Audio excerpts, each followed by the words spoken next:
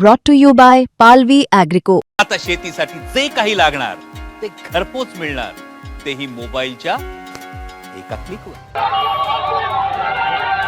मामू मामू मागे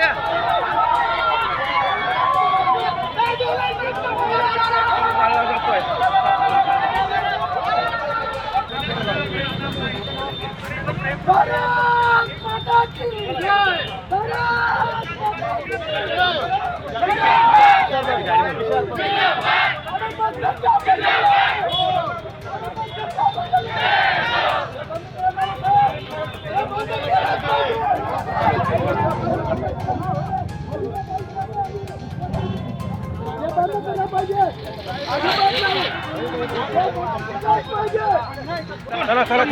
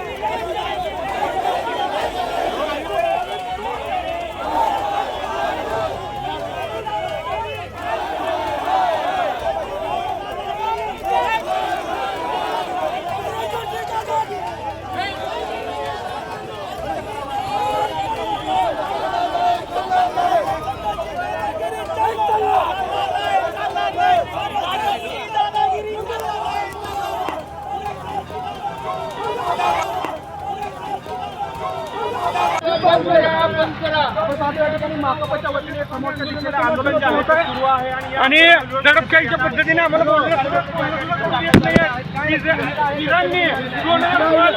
या ठिकाणी आम्ही लोकशाही मार्गाने आंदोलन करत असताना पोलीस प्रशासन आणि भाजप सरकारनं हा मोर्चा उधळण्यासाठी संघाच्या लोकांना आणि भाजपच्या लोकांना या ठिकाणी पाचारण केलं.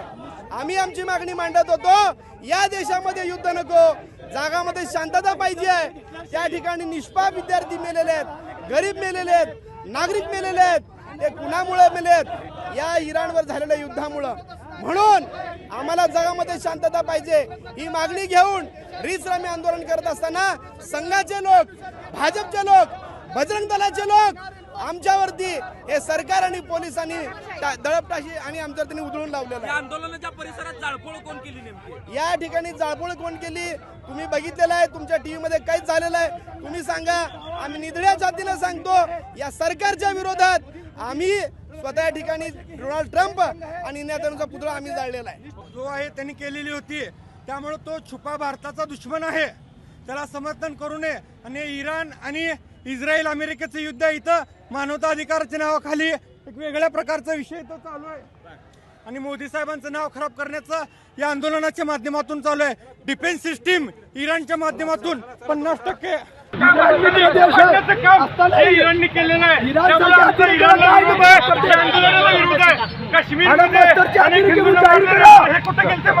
अधिकारांनी प्रश्न विचारते, बंद करा अशी आमची मागणी. बांगलादेशवर हिंदू अत्याचाराला कुठे गेलते?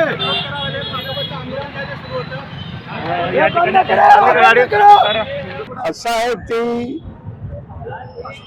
अमेरिकन साम्राज्य प्रवृत्तीला पाठिंबा देणारे, हुकुमशाहीला पाठिंबा देणारे, मानवता विरोधी भूमिका घेणारे, गुंडगिरीला मदत करणारे, आज जगातल्या कोणत्याही माणसाला विचारा, जगामध्ये 1 लाख माणसाला मारलं इस्रायल. इराणमध्ये अमेरिकेने बॉम्ब घेतलं, शाळेचे विद्यार्थी मेले. कधी असं घडलं? तर या गोष्टीचा निषेध करण्याकरता आम्ही आला असताना बजरंग दल किंवा हिंदू संघटनेने हे जे कृत्य केलं त्यांचा निषेध करतो आणि अशा कृत्याला घाबरणारे माणसं आम्ही नाही आहे. वाटेल त्याला तोड देऊ आणि जनतेचं रक्षण करण्याकरता आम्ही लढ्याच्या मैदानात राहू. पुतळा सुद्धा धन या ठिकाणी जायचं करण्यात आलेला आहे. ते उत्स्फूर्तपणे घडलेला आहे, तो पक्षाचा त्यात हेतू नाही.